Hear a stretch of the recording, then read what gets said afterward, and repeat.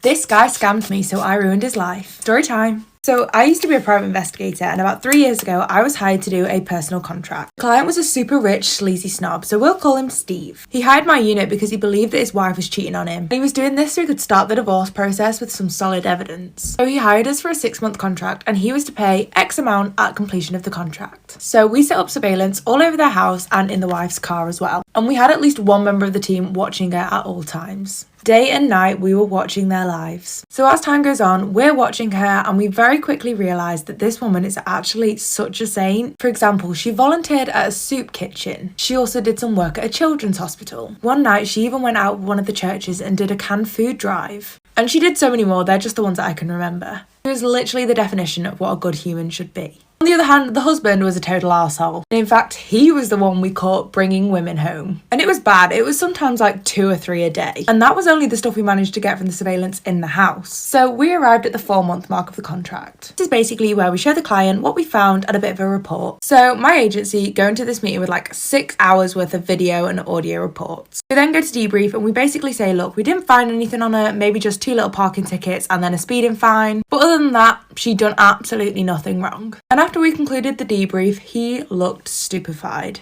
And he turns to us and says, so you didn't catch her cheating? What the hell was the point of me hiring you then? Like, weird flex, bro, but okay. So my boss, which is our captain, turns to him with what I can only describe as the most badass stare. You asked us to follow your wife, and now you're mad that your wife is a faithful woman. And Steve became visibly annoyed by this statement, and he stands up and starts getting his jacket ready to leave. And we were like, look, there's still 2 months left of the contract, so we'll keep tailing her and see what we can find. And that was when our friend Steve turns round and says, don't bother, this is over. He says, you can come and pick your equipment up when she's not in the house and get out. So a week later, we went and did just that, and we went to go get our stuff. So with our contract, you pay a small amount at the start as a commission fee, and then you get the rest at the end of the contract. In Steve's case, that's 6 months, so let's fast forward to the payday after the contract finished. So my group gets a call from the office to come in on the next payday because there is an emergency. And it's regarding us, and guess who? Everyone's favourite client, Steve! So we get there and find out that Steve had refused to pay and pulled all funding. So yeah, we were still going to get paid, but we wouldn't get that completion bonus. Naturally, we all left super angry. So we went for lunch and we brainstormed on how we could get even with our best pal Steve. And that was when we remembered that we had the footage of sneaky little slithery snake Steve doing the deed with those other women from his house. So the first thought was blackmail, but that was low and we were better than that. That was when we remembered Steve's wife. So I set a date so that we could sit down with her and explain everything that had happened. So I ended up showing the wife the videos. And, you know, unsurprisingly, she cried for a solid half hour. I think we must have broken her whole world, and it was absolutely gut-wrenching to watch. We gave her a copy of all the evidence and a good lawyer, and we encouraged her to reach out to them. Fast forward another 6 months, I'm beep boop called into court because my company is suing him for fraud,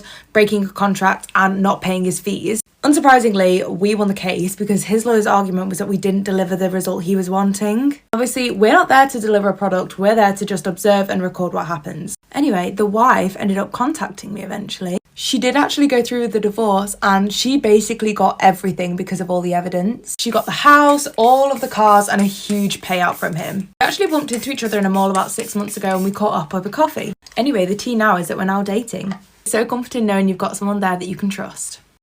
My best friend told me he's in love with me 2 days before my wedding. Story time. I've been with my fiance for 3 years, and we've been engaged for a little over a year. And me and my best friend, we'll call him Steve, have been friends since we were freshmen. So this morning, I woke up to a long ass message from Steve. This message was sent at like 6 a.m. this morning. And this text was him pouring his heart out to me. He said that he'd been in love with me for years and how he wished that I'd have broken it off with my fiance years ago. And that when I broke up with my fiance, I would realise that Steve was actually the man for me. He then asked me to call off my wedding and to run away with him. Steve, that's never gonna happen, babe. It's 2 days before my wedding. And he finished the text by saying, I needed to tell you before it was too late. I literally felt so gross when I received this text. I had never had any feelings for Steve other than just platonic friendship. So I kept drafting responses, but I just could not find the words to say. And at this point, I hadn't even told my fiance yet. I didn't want him worrying about me so close to the wedding because, you know, it's literally in like 2 days. I obviously know that I need to reply, but I just don't know what to say. And what's worse is that he's kind of become my fiance's friend through it all as well. I'm not gonna lie, I'm literally so pissed off that a friend has decided to cause me this much distress so close to my wedding. There were literally so many times where Steve could have told me that he was in love with me that weren't 2 days, 48 hours before my wedding. Like, babes, what do you want me to do? Cancel the wedding over goddamn text? Okay. So now I have the problem that he's actually invited to the wedding. And I obviously don't want him there because I'm not gonna lie, I just can't trust that he's not gonna pull something. I don't even know if I even want to talk to him ever again, to be honest. But through it all, I'm not gonna lie, the thought of losing my best friend is actually heartbreaking. And then the thought of not having him at the wedding is even worse. I just feel like he's put me in this absolutely impossible situation. And I wish he'd not put me in the position where I'm now obviously responsible for his feelings. I don't want to kick him whilst he's down, but I obviously need to tell him that I'm not going to cancel the wedding and my wedding to my husband is still on. And also, I've just thought this, I'm so annoyed that he's had an alternative motive to our friendship this whole entire time. Like, we've been friends for 10 years. I did actually end up telling my now husband what Steve had said to me, so let me know if you want to hear that. My best friend told me he loved me 2 days before my wedding. Storytime update. So that night, my fiance got home from his brother's and I let him sit down and read the text. As he was reading them, his eyes were getting wider and wider and his expression was getting so angry. So of course, I started apologising like an idiot. But he reassured me that I didn't owe him an apology for anything. We talked for a few hours about it and my fiance actually admitted that he'd always thought that Steve had a bit of a thing for me. But he didn't really mind too much because Steve had always kept it respectful. And he really was respectful, like besides a little side hug when we'd meet, etc. there was literally nothing that ever happened. I even let my husband read through a load of our old texts so he could see that I hadn't been leading him on. I never even vented to Steve whenever me and my fiance would have an argument. I would always go to my mum because I knew better than that. So my fiance asked me what I wanted to do with the whole situation and I said that I knew that I didn't want him at the wedding, so we decided to type up a text. The message was very brief, but it said, "Steve, I'm very sad that you took our friendship as something more. The wedding is going to happen and it'd be best if you didn't attend." To be clear, I let my fiance read the text and he is in agreement with me and stands by my decision to uninvite you from the wedding. We wanted to make it clear that it was me that had made the decision to uninvite him so he couldn't turn it around on my fiance. Because knowing him, he'd probably just say that it was my fiance that had forced me to uninvite him. He saw the message, but he left it on read for a few hours. And oh my god, I started to get so anxious about the fact that he wasn't replying. Part of me wanted to block him, but the other part of me just wanted to hear him out. So when Steve finally responded, the text was so long that I had to click on it to read it. It was vile. He called me a liar and said that I'd been leading him on for decades. He said that he hopes my fiance ends up leaving me and that when we want to have children, we end up trouble getting pregnant. But I just kept crying, so my fiance took my phone into the other room and came back after about an hour. I still don't know what happened, but I assume that he must have called it. He told me that Steve was blocked on everything and that the maid of honour and best man were aware of the situation, so if he tried to turn up or anything kicked off, they were going to deal with it. And to be honest, after reading Steve's message, I really wasn't that sad that he wouldn't be attending the wedding anymore. And just for the record, we had the best wedding day. The 19th of August, 2022, a body is found. It was a very bloody crime scene and the body was of a woman in her early 20s. She had been found in a parked car in southern Germany. Police originally identified the woman to be Sharaban K. She was a 23 German Iraqi woman. Some of her family members were brought in to view the body and they all agreed and positively identified her to be Sharaban. So everybody thought that Sharaban had been murdered. That's until the autopsy, when it actually revealed that it wasn't her, but someone who looked basically identical to her. After some time, police actually figured out who the body belonged to.